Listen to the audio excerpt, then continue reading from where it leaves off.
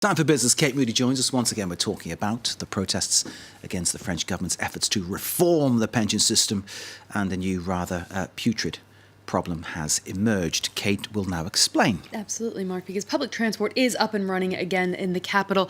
But now waste disposal workers are the ones up in arms protesting against efforts to remove their special retirement program. That means in the cities of Paris and Marseille, tons of stinky garbage are piling up on the streets. James Wilson reports. Paris is one of the most visited cities in the world, but tourists don't come for this. Piles of rubbish can be found in the most picturesque of streets as local waste incinerators strike over pension reforms. And the Pont is making life hard for residents and local businesses too. Customers walk past the restaurant, but they avoid us because there's a bin in front of us and there's a stink. I don't know why they still haven't made a decision. One should have just called in the army to sort it out. It's scandalous.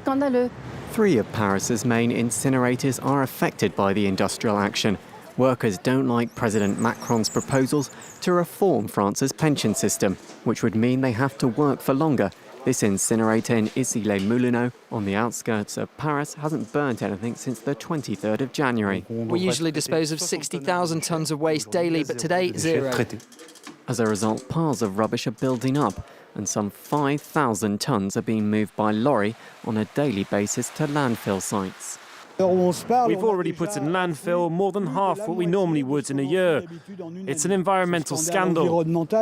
In order to tackle the crisis, municipal authorities have moved more staff into waste collection and are hoping to get the Issy-les-Moulineaux incinerator back up and running as soon as possible.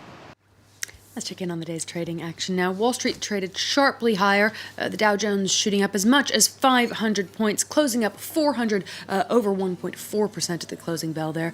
Tesla shares closed 13% higher after a record-breaking 20% gain on Monday.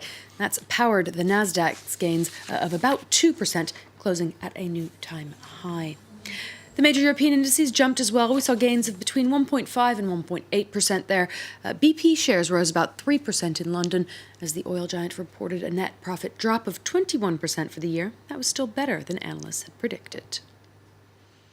Korean carmaker Hyundai is suspending production in its 7 domestic factories because of a lack of parts connected to the coronavirus outbreak. Hyundai says it's looking for alternate sources of electric components, which it usually imports from China. Wuhan, the city at the center of that outbreak, is a major hub for the auto industry. Nissan, Toyota, Honda, and Ford are among the producers that have suspended work at their plants in China as the virus continues to spread. Meanwhile, the Chinese gambling enclave of Macau is closing its casinos for 2 weeks in an effort to stem the spread of the virus there. 9 cases have officially been recorded there. Macau's chief executive said the closure could be extended further if necessary. Catherine Viette has the story. It's been a bad start to the new year for Macau. The gambling hub is almost solely reliant on tourism, but thanks to the coronavirus outbreak, those visitors aren't coming. Officials say tourism in January plunged by 87% compared to last year, even though this included the busiest holiday period, the Lunar New Year. And now its famed casinos will be shut for at least 2 weeks. We are still unable to predict how long the outbreak will go on. So on the advice of experts, we have decided to suspend gambling operations and its relevant entertainment business for 2 weeks. If the situation stabilizes after 2 weeks, we can resume business immediately. It's a blow to the Chinese territory, as the city's casinos account for about half of the local economy, generating over $36 billion in revenue, roughly 4 times that of Las Vegas. They also employ about 15% of Macau's workforce.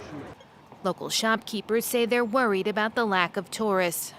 You can see now almost no one there, and yes, we have quite a big problem for us doing business, like as a small business. Drop about 80 to 90% of our business. Officials are urging people to reduce unnecessary trips and to wear face masks when going out.